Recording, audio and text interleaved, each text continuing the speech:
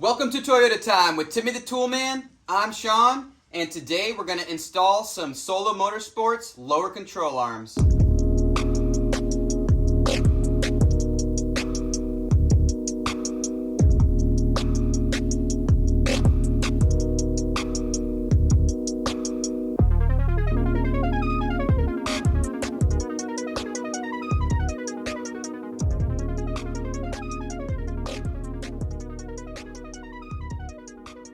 These lower control arms are going on my 2000 Toyota 4runner, but are also compatible with a first-gen Tacoma.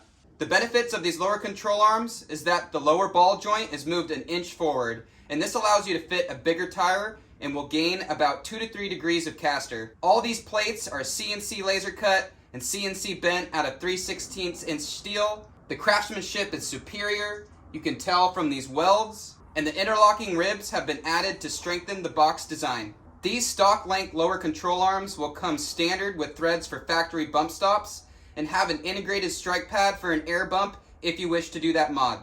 As you can tell, these come standard with a matte black powder coated finish for durability and prettiness. Sway bar tabs can be welded in the factory location, or you can get them without them. The other nice thing about these lower control arms is they're made in the good old US of A. Now, as you can see here, we're also going to install some other goodies, like this 333 Fabrication billet steering rack clamp, some new bushings for the steering rack from Energy Suspension. In place of the standard hardware that comes with these lower control arms, we're installing some greasable lower control arm bolts from KPOFFROAD. And lastly, we're going with some cam eliminators, also from KPOFFROAD. So with all that said, let's jack up the rig, get the tires off, and get to work.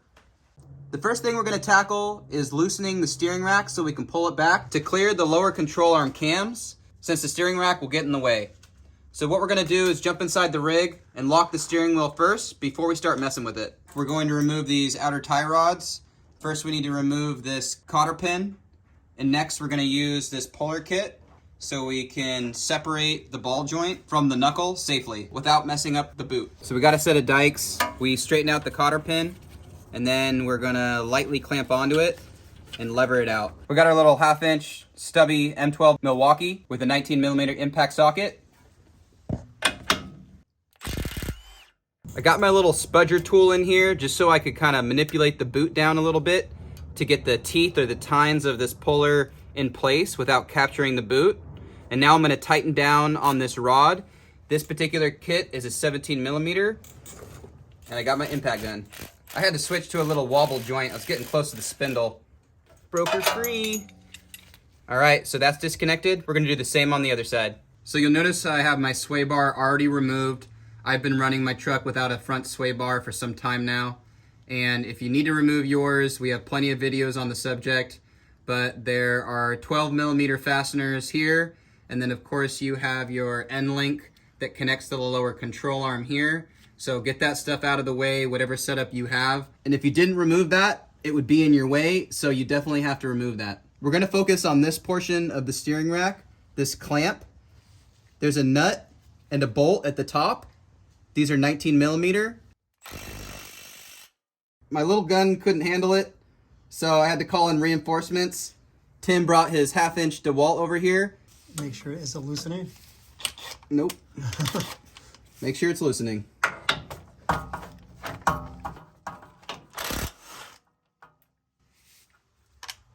A piece of cake for this thing. I gotta upgrade my tools. Here's your nut. Here's your bolt. And then this clamp should just slip right off. If it doesn't, get yourself a pry bar and pry it off. The next steering rack fastener is this bolt that comes down from the top and goes into this nut that's welded to this cross member right here. I have this long breaker bar, a 19mm, and we're gonna use our elbow grease to get this one off.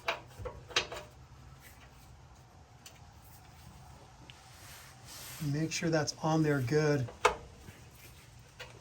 She's on there.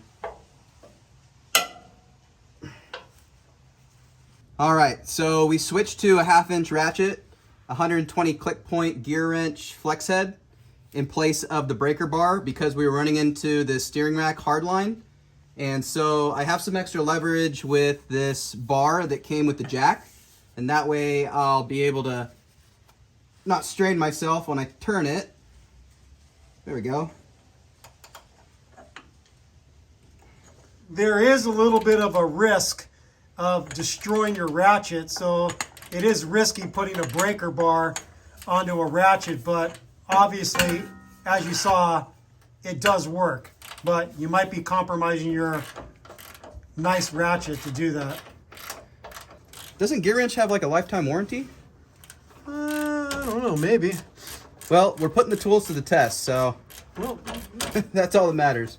the Gear Wrench passed the test. You could put a cheater bar on it and it didn't break it.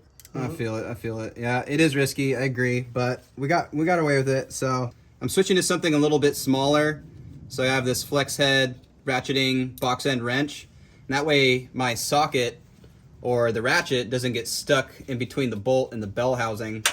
I've gotten away with using like a 3/8 instead with this step, but there's probably a variety of tools you can use to get this off. Now, one quick note. You don't want to mess up these bolts if you just put them in a tray together. The through bolt from the top has a washer. The bolt that goes with the clamp has a flanged head. The last fastener holding this steering rack to the cross member is a long through bolt and then this nut on the end. These are a 22 on both sides. Doesn't look like we needed to hold it, but we just had this long box end 22 millimeter on the other side of the bolt just to hold it, just in case. You'll have a washer right here before the bushing. In order to move the steering rack back far enough, there's one other thing we have to do, and that's disconnect a bracket that secures the power steering lines to the inside of the driver's side frame rail. You got the front differential and you got the oil pan right here. And if you look through that spot between those two, you'll see the bracket with a 12 millimeter bolt that secures it. And we're gonna just loosen that sucker, get it out, and this way we'll be able to pull the steering rack back far enough to clear the cam adjusters and the cam adjuster bolts. And you could see that we also have a ground wire connected there. That was part of the Big 3 upgrade that Sean did a while back. Now that we got everything situated for the steering rack to be manipulated and move away from the lower control arm cams, we're going to start working on some other suspension components. We're going to remove the lower shock bolt here. This is a 19 millimeter, and we're also holding it on the backside with a 19 millimeter. I'm jumping back to my little Milwaukee here. We have a 19 impact socket, and we're gonna just zip it right off. So on the front side, you should have a nut and a washer. The bolt goes through the back and comes through the front. So we're gonna have to push this out and free the shock so we can remove the lower control arm. So typically this would be under some type of pressure, and you might not be able to freely move this bolt, but it looks like we're in the sweet spot right here. If we weren't in the sweet spot, we would get under the control arm with a jack. We'd jack it up a little bit, or maybe we try to push it down, just so we have that sweet spot to where this bolt can just be pushed out with your hand, just like that. Easy peasy. Easy peasy, apple squeezy. There it is. Next up, we're gonna disconnect the lower ball joint from this mounting point on the lower control arm. We have another cotter pin down here, so we're gonna use our dikes to straighten it out, then pull it out. I don't like pulling out. Don't worry, we'll put another one in. Kind of grab it a little bit, lever it out. Just don't put a lot of pressure because then your dikes will just cut through the cotter pin. All right, we pulled out the cotter pin. Now it's time to remove the lower castle nut. It's a 24 millimeter. We have another puller from our puller kit.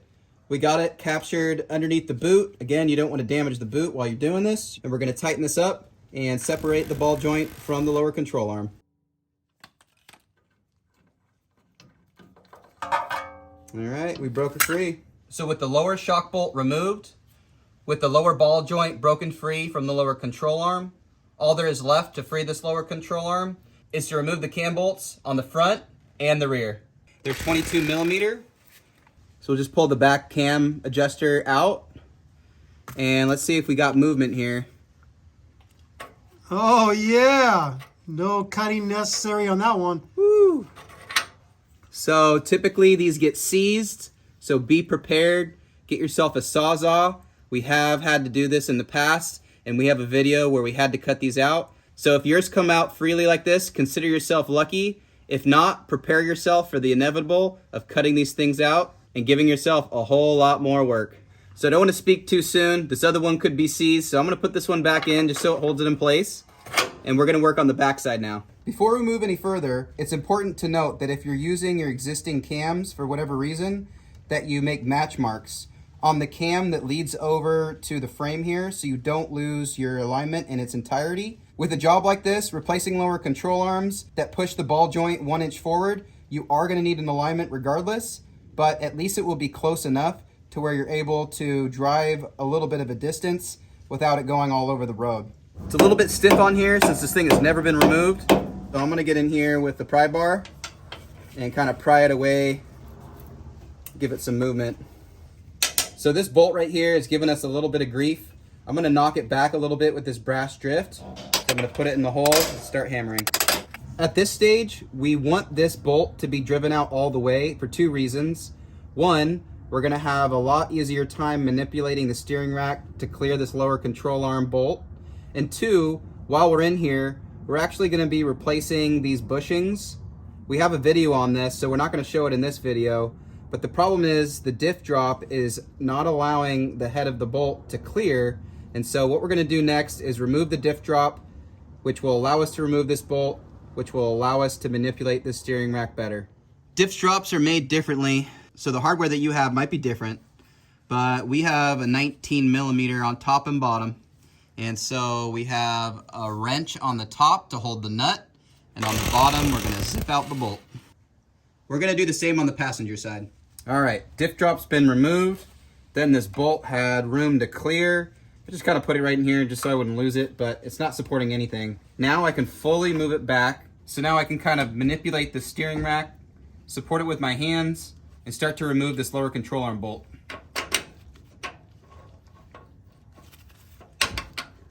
It helps to get the bolt out first, but whatever. Yeah, so what Tim was saying is it helps to just remove this bolt portion and then remove this cam, but I just kind of manhandled it out of there. Now we could do the same with the other side. Hey, look, it's not seized. Yeah, it's easy. All right, now we're on the passenger side. Just gonna get on here with this long box end 22, work it by hand.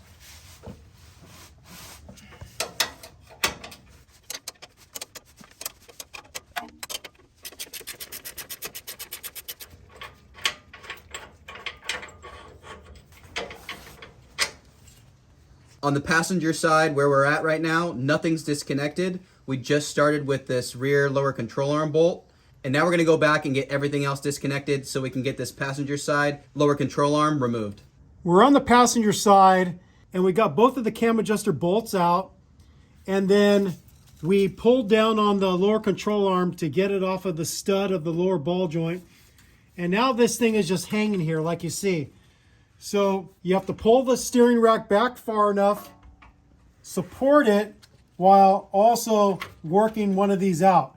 And once you work this cam adjuster out, it's going to drop down a little bit, but the other one in the front is going to be holding it. Now I could slide the steering rack back into the frame member on the middle connection, and it'll be held there without putting strain on the steering shaft. So now we just have to go to the front and remove that one. You're going to want to support the control arm while you're doing this. And then you can just slide it out, just like this. Easy peasy. Yeah, easy peasy when the cams aren't seized. Yeah. If you live in the rust belts of the country, you might be doing a lot of cursing and a lot of sawzalling. That cam looks clean. This one looks like it was on the verge of wanting to give us trouble, but everything came out clean. So we're happy.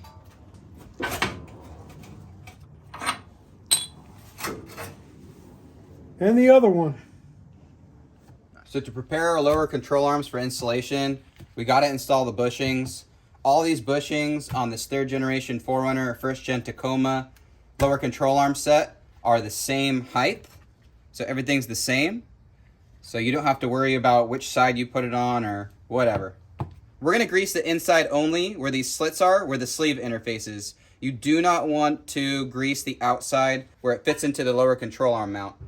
We're just going to show you one because they're four the same. And we're going to get some grease in here. Smear it around in there. Be generous. Got my second one here. All right, so then we're just going to put these in place, kind of push it in with our hand.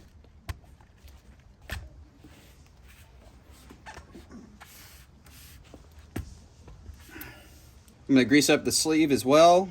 And then we're at my bench vise where we're going to kind of set things up. We're just going to use our vise to kind of close them in and get them into position. Then we're going to put the sleeve in. You could also pound these in with a mallet, but it's a little more controlled. The back one's binding.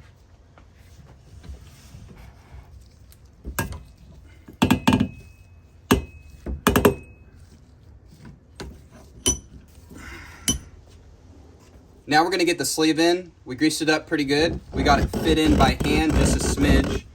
And we're going to use the vise to kind of drive it in all the way. All right, and there she is. We're ready to get the lower control arms installed onto the frame of the truck now. And we wanted to talk a little bit about what you need to do to prep these KP Off-Road cam eliminator plates. They come in raw steel, so you want to scuff them up somehow or clean them up with a die grinder, with a pad or whatever you got, maybe some sandpaper, and give them some paint. So I had some Seymour 316 stainless steel paint, similar to Steel It, but a little bit different and a lot more affordable. It's actually pretty good stuff. And then we actually have our greasable bolt here, so you can see the hole and where the grease is going to go once it actually gets into the sleeve. And then since we drilled holes in the sleeve, then the sleeve will be able to grease the bushing. And on the head of the bolt, you'll notice it's also threaded, so that can accept a zerk. And so once we get these installed, we'll screw these in and then we'll pump it full of grease. You're gonna do a washer on each side and of course the cam plate on each side. So we're gonna get our lower control arm into place and start installing the hardware. Now, if you're using the factory hardware that came with the Solo Motorsports lower control arms, it is advised that you use some anti-seize just to prevent some corrosion and make it easier for you when you're removing things in the future. So it's now time to install these greasable cam bolts. And these are gonna replace the original cam adjuster bolts that come OEM with your stock setup. So one thing we wanna mention that we didn't show is we took the sleeve for the Solo Motorsports control arms and we drilled a through hole through each end. The drill bit that we decided to go with is a 13/64. Seems to be the same size hole as what they have here in these bolts. And we did one on this side, and this side it went all the way through. So if you're thinking about getting these greasable bolts, you'll want to drill holes in your sleeve that interface with the bushing. So we're ready to insert the control arm. Sometimes you have to grease the inside of the frame right here so it slides into place, but we did a test fit and it seems to fit in pretty nice without any struggle. Now on the driver's side that we're installing, you're gonna want this plate in the front and the shock mounting tabs to be in the front as well. Tim's gonna have a cam bolt ready with the cam plate and a washer. He's gonna stick it through the front. Get that one started.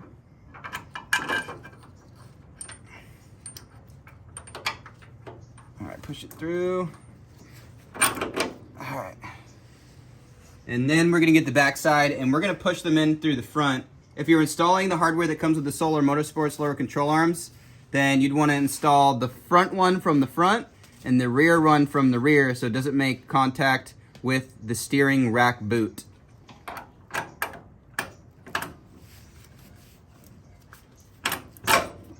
We have the differential loose right now because there's a diff drop. So I was pushing up on the differential to get the cam bolt and plate in position. But if you didn't have a diff drop and your differential was still attached to the frame, then you would be clearing no problem. You wouldn't have to push up on it. We're going to get the cam plates into position and then we'll discuss the positions we have the front connection and the rear connection after we get them all connected. So for this procedure, you have to choose where you're going to fight getting the cam eliminator plates installed the way you want. So what we learned from doing the other side is that because we're putting the cam eliminator plates in a position to where it's going to be pushing the back of the control arm outward towards the side of the vehicle, that's a little bit harder to get into position if we get this front one in position first, which is going to be in neutral. So with everything loose, we've got the rear cam plates in the position, camming the control arm outward towards the side of the vehicle. Now we're going to work on getting the front in neutral.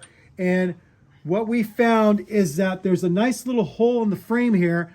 We could come in with a pry bar with a rag to protect the paint of the control arm, and we could cam it into position. So I'm just putting the pry bar into a rag. I'm getting it into the hole in the frame right there. I don't think they could see that though, but Yeah, there's a hole right here.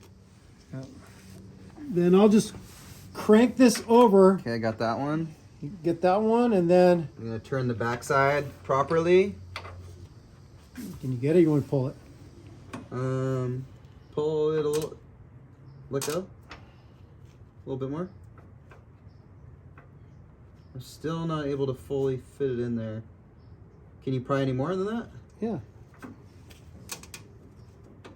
There we go, got it. Okay.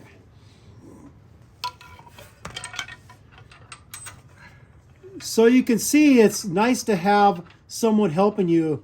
It's better with two people, one person working the pry bar and the other one getting the plate into position. But we made it look easy. The other side was quite a struggle, and we had to pry pretty hard and have someone kind of pushing on this cam tab plate to slip it in between the tabs where the cam gets held in position. So just know that it might be a little bit more challenging than and the Hollywood shows it.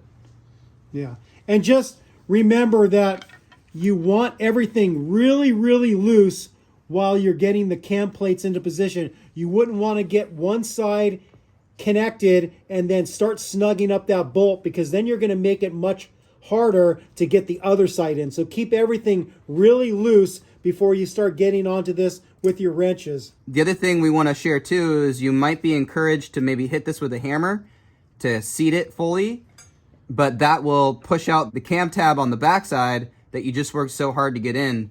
So we're just going to actually just tighten them up, and that's going to cinch them up and close the gap with the bolt and the nut.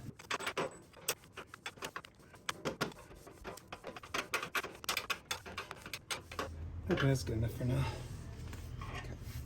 Taking a look at the cam tab here, we have it in the neutral position at the front, and that's on both sides here.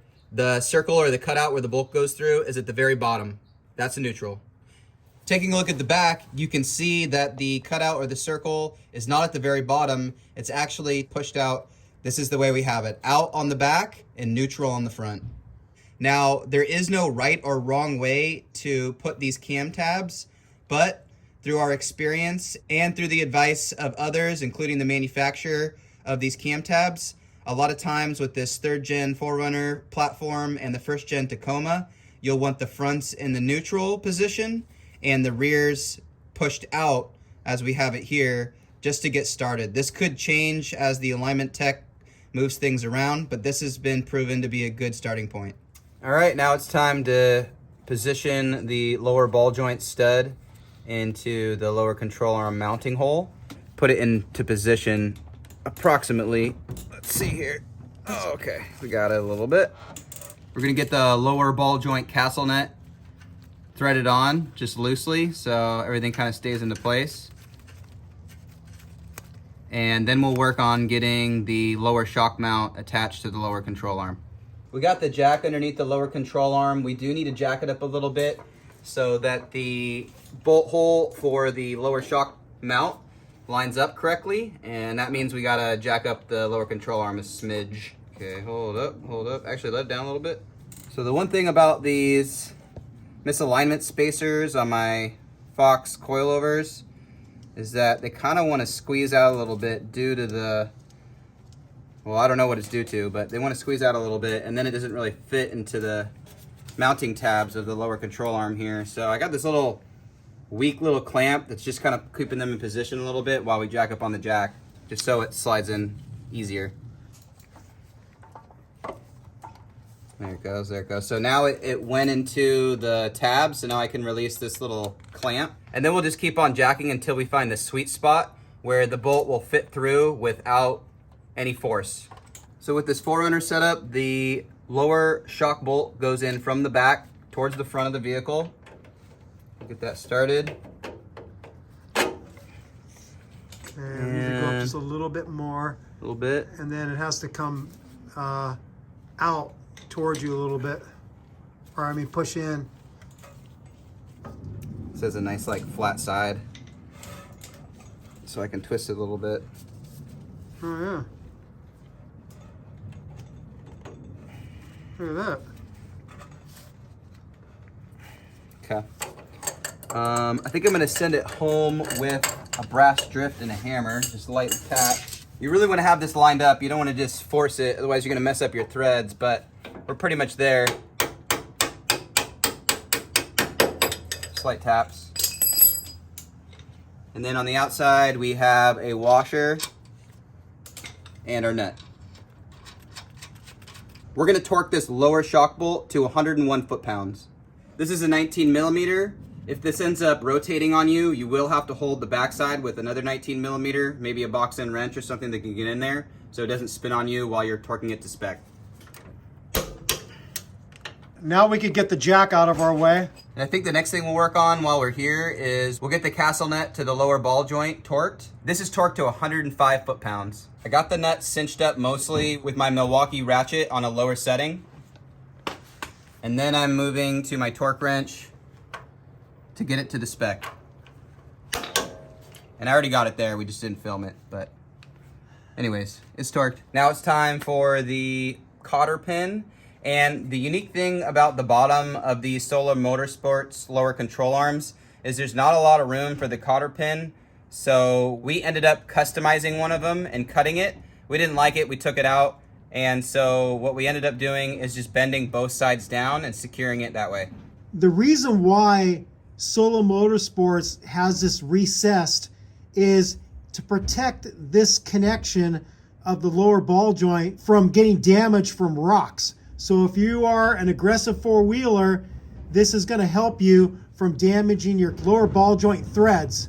So that's why they recess it, to protect it. 9 times out of 10, when you get it to the 105 foot-pounds torque spec, the cotter pin hole isn't going to line up. And what you have to do is you have to tighten up the castle nut just a little bit more until you get the cotter pin holes lined up with the slots in the castle nut. You don't want to go looser. So I got a breaker bar and I'm gonna get a little bit tighter until the cotter pin hole lines up.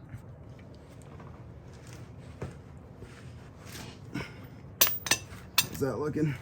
So we'll put this in and we'll bend it down. Now we gotta bend it down gradually as we're fitting it through. We've got both control arms connected to the frame. Now we're going to work on reconnecting the steering rack to this front cross member. The first thing we're going to get installed is the long bolt that goes through the cross member on the driver's side.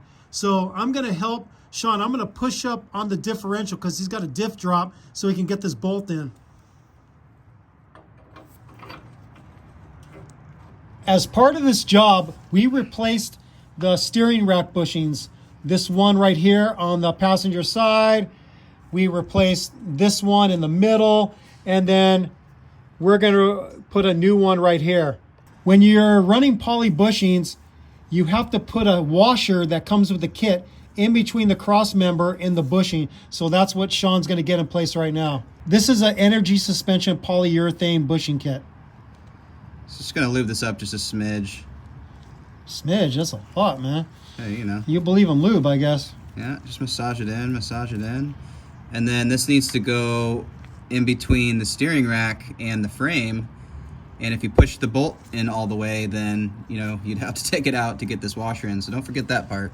Yeah, I think it's just a little cattywampus. But let's get it past that. There you go.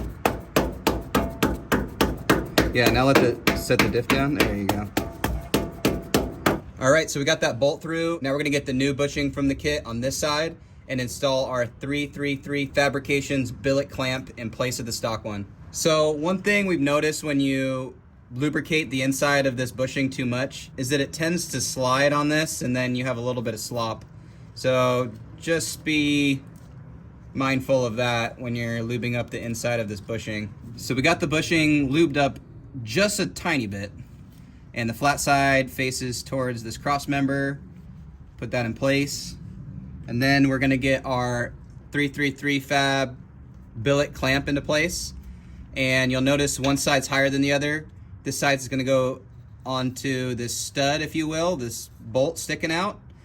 And you'll also notice that the washers that it comes with are slightly different outer diameters. And the one that's bigger essentially is gonna go on this taller side. So we'll slide that on.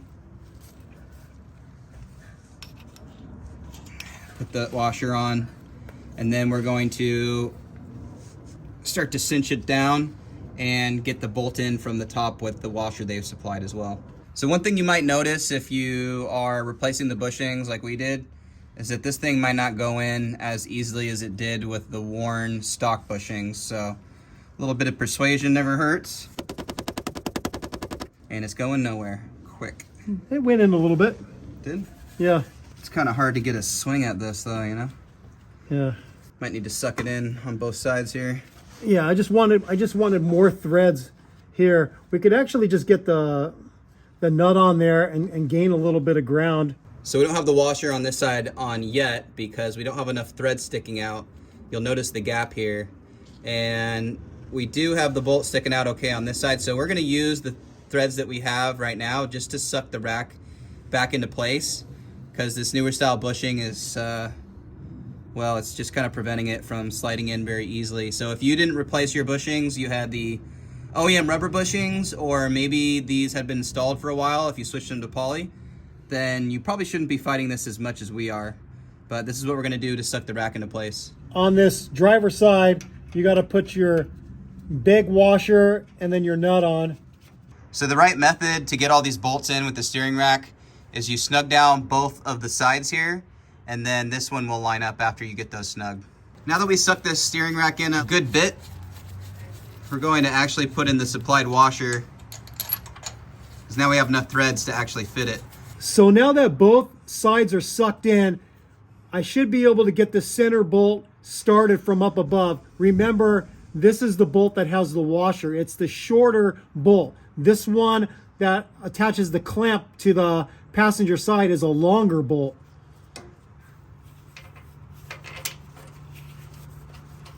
Just like downtown. Nice. It's starting. So for those of you that live and die by the torque spec like we usually do, these are 123 foot-pounds. The center one's 123 foot-pounds as well. And this outside one, or this long through bolt, is 141. So one thing you might notice if you're installing the KPOFFROAD greasable lower control arm bolts is that the thread sticks out just enough to make contact with the boot. This isn't really a movable part of the boot, so it really shouldn't wear through. And after talking to the owners of the company, they've been running this kit for a while and it hasn't rubbed their boot enough to rip it. But this is something we want to note so you understand that this is going to happen if you install it the way we do. Otherwise, if you install it the opposite way and plug up the bolt, or you're installing the factory Solo Motorsports bolts, or hardware if you will, then you'll want the head of the bolt here facing towards the inside so you actually don't make contact with the ribs of your tie rod boots. All right, one of the last steps here is our tie rod end from the steering rack. So we'll turn the spindle as we need and line up the hole and put it in place. We have our 19mm castle nut. We'll put that into place. Now I'm gonna zip it on a little bit with the gun just so I don't have to turn the wrench as much. I have it on a lower setting. And we'll get the torque wrench out and torque that to 67 foot-pounds. All right, let's see if the hole lines up, and miraculously it does. This one right here, right in front. All right, we're gonna put the cotter pin in, and then we'll just bend it up. I'll hammer that down and we'll be good. So the last thing you want to do with these greasable bolts from KPOFFROAD is insert the Zerk fitting, tighten it up with an 8mm snug, choke up on a ratchet and just get it tight, and then give it a couple pumps of grease. And be sure to lubricate it often to avoid any pesky squeaks you get out of a polyurethane bushing. So to wrap this install up, we just got to install our bump stops. The Solo Motorsports lower control arms only have a provision to accept a bump stop in front, but you'll also notice this plate. So you could install some type of hydro bump, and that would be the strike plate for it. These bump stops are pretty unique. They're 3D printed and have some cool tech. They have compression dampening ports. And essentially what that means is they meter the air escaping the bump stop, allowing them to be stiffer on hard hits and softer on slow speed hits. And they come with the hardware. They come with the bolt inserted. This bolt is an M10 by 1.25 pitch, and that threads directly into your stock lower control arms, or in this case, these Solo Motorsports lower control arms.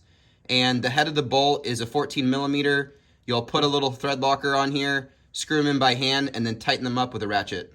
All right, that just about wraps up this job. We got some Solo Motorsports lower control arms installed on the rig and some other goodies as well. Now, like we mentioned throughout the video, you're definitely gonna have to get an alignment, but what I wanna report is after a driveway alignment, just adjusting the tie rods, we can confirm the front adjuster plate at the neutral position and the rear adjuster plate pushed out all the way.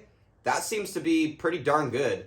I got this thing driving straight on the freeway just with my driveway alignment. I loosened up the jam nut and I started turning the inner tie rod until I visually saw the tires get relatively straight, and I just kept working at that, playing around until I got it where I wanted it. But even though I got it really close and I can drive it around town temporarily, we really highly recommend that you get an alignment, so don't miss that step. I can already tell I have a lot of clearance in the rear on my tire, so that's gonna make it nice when I step up to 35s, which basically means I'll have to do a little less cutting. So that's the big benefit of these control arms, where they push the lower ball joint an inch forward to give you some more clearance. I really think this is a great opportunity to replace your steering rack bushings with the Energy suspension kit. It's really gonna stiffen up your steering and your steering response. So with all that said, we thank you for watching. We thank you for subscribing. If you haven't subscribed yet, just click that subscribe button. What do you gotta lose? So take care, bye-bye, and of course, we'll be back with some more sick mods on Toyota and Lexus trucks and SUVs. See you in the next one.